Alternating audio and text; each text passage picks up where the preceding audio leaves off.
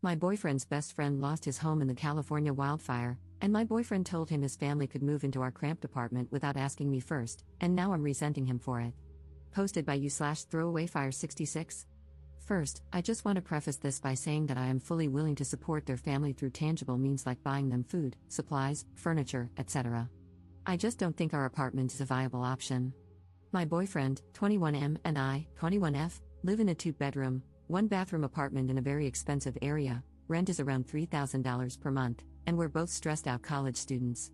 This guy, 22M, has been best friends with my boyfriend since high school, and they regularly keep in touch and drive to see each other. My boyfriend and I live in NorCal, while they live further south. The friend has not been in a good financial situation for the last 2 years. He dropped out of community college after he got a girl pregnant, and they ended up getting married after she gave birth. She is now 7 months pregnant with their second child. My boyfriend and I usually go down to visit them together, and we always pay for meals, and I always try to buy a couple of toys for their 2-year-old. We have been in contact with them since last night. They were able to safely evacuate and bring some essentials, including their car, but their house has burned down. My heart aches for their family, and I really want to help them by transferring money or even calling some of my friends who live in SoCal to see if they are willing to take them in. But during a FaceTime call this morning, my boyfriend immediately, without any hesitation or asking me, offered up our small apartment to them. They were very thankful and initially said it would be too much for us, but my boyfriend insisted, and they graciously accepted in the end. I was in the background, barely silent the entire time. After my boyfriend hung up, I asked him why he extended the offer without even asking me, and he acted shocked and said that he thought I would 100% support his decision. I told him that I would have in any other living situation, but we are 2 poor college students, living in a small apartment in an expensive area, and it is definitely going to be more than difficult to accommodate his friend, his pregnant wife, and their toddler.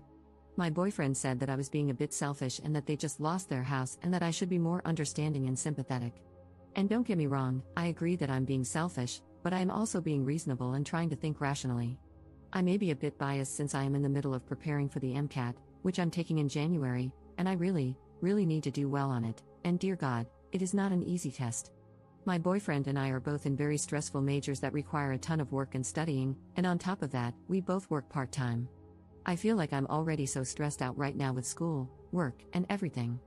I look forward to the quiet time in our apartment that we get to spend. I digress, but I can't help but think of how this changes everything.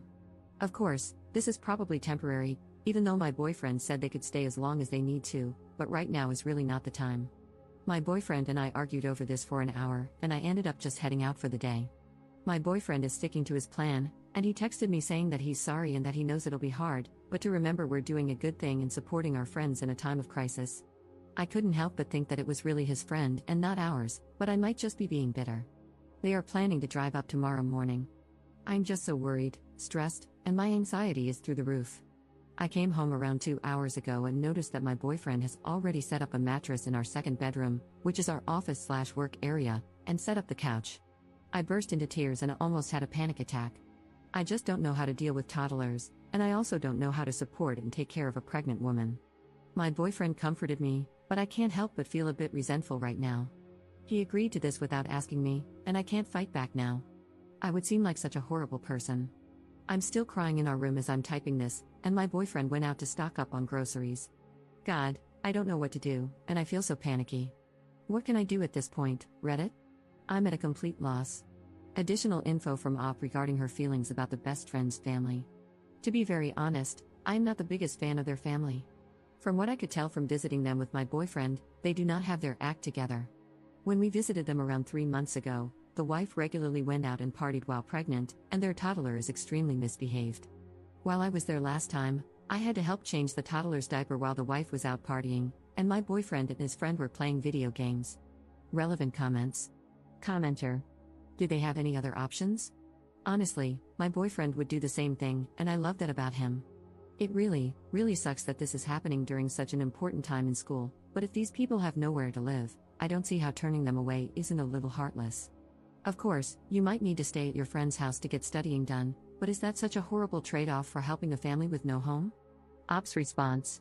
I think they do have options but decided to turn to us because their family would be harder on them, pushing them to pay for themselves and move out soon. They both have family nearby. In fact, the husband's wealthy family lives not far from us. However, they had already housed them for a year and a half after she got pregnant at 18, and according to my boyfriend, they were furious about how they acted during that time and almost kicked them out. They eventually caved and actually bought the house they lived in so they could move out. I just can't deal with irresponsible adults in addition to a toddler in my small apartment. As others have pointed out, they can get support from FEMA or even stay at a local shelter. Hundreds of people are doing this. If they need money or food, I will gladly send it to them, but I can't offer my space for many reasons. I'm sorry if you see this as heartless, but I get the feeling you would feel differently if you were actually in my situation. Update 1 day later. Never thought I'd be updating so fast, but everything was resolved during one of the most hectic and stressful nights of my life. Shout out to all my supporters out there, you guys made my day yesterday. And to those of you calling me heartless because I don't think offering up our living space is a good idea, even though I've said I'm willing to support them in any other way, screw you. The pregnant wife, husband, and toddler arrived at our apartment last night around 9:30 p.m. They had already told us on the way that their toddler had contracted some kind of food poisoning and wasn't feeling well, which is what delayed them.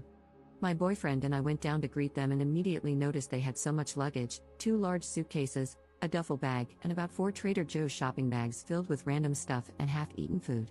Cool, that was going to be fun to lug up the stairs.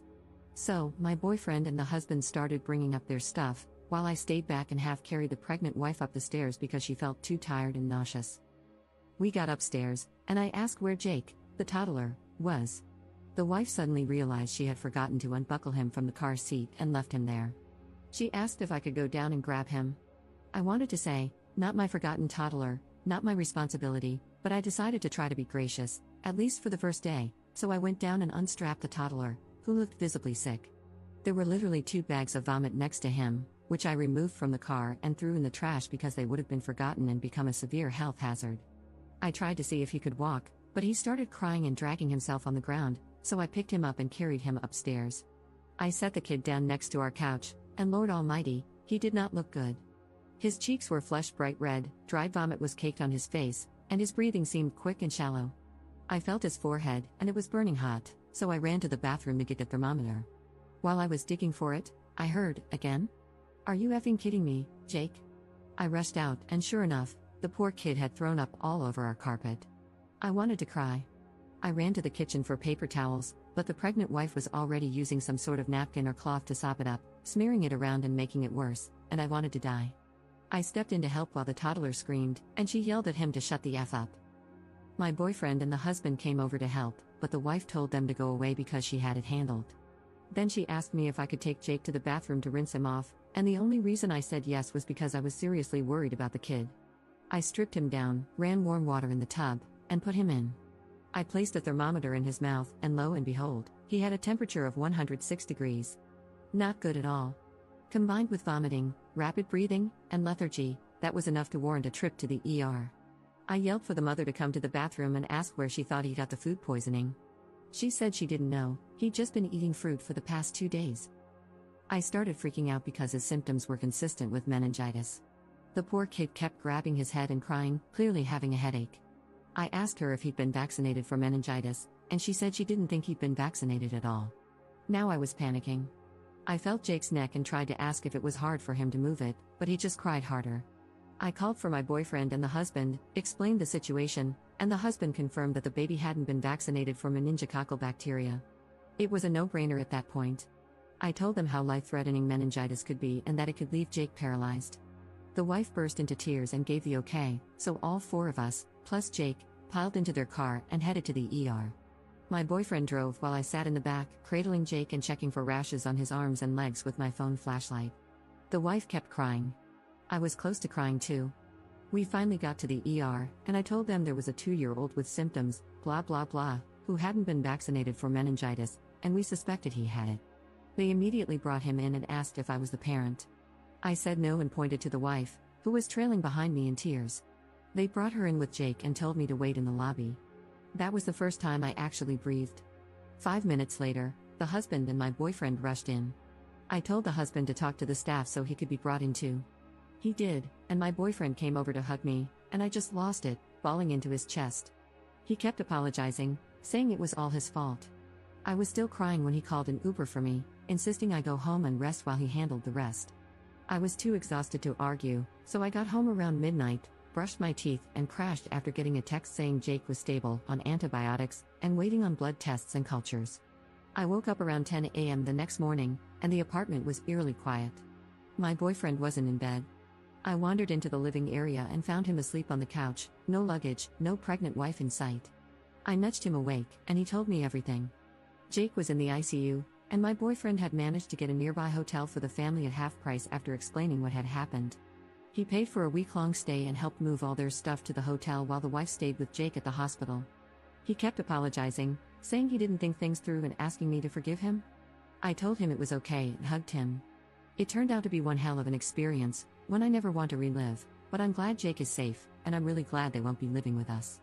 Relevant comments. Commenter. I thought the meningitis vaccine wasn't approved for kids until they are 11 in the US. Ops response. Some infants and toddlers can get it if they suffer from certain deficiencies, autoimmune disorders, or are HIV positive. Commenter 2. Sometimes things happen for a reason. It seems like this happened to you so you could save a life. A bad experience for you, but good for the kid. Ops response. Yes, I'm thankful that I was able to catch a few of his symptoms. I'm no doctor by any means, but meningitis is an incredibly scary infection. I'm glad I urged them to go to the ER. However, I must say, I lost a lot more respect for the family from this experience. Adds some final words to commenters. Some key points that people keep missing. The pregnant wife, husband, and toddler chose to drive over 600 miles to live in our 2-bedroom, 1-bathroom home instead of staying with the husband's wealthy family, only around 200 miles away, who also paid for their house and housed them for 2 years. I have my suspicions as to why this is the case, but you can make your own judgments. Finally, the pregnant wife's behavior is no different than usual. I've been to their house multiple times and can confirm that she curses at her child, drinks while pregnant, and is unable to adequately care for the child.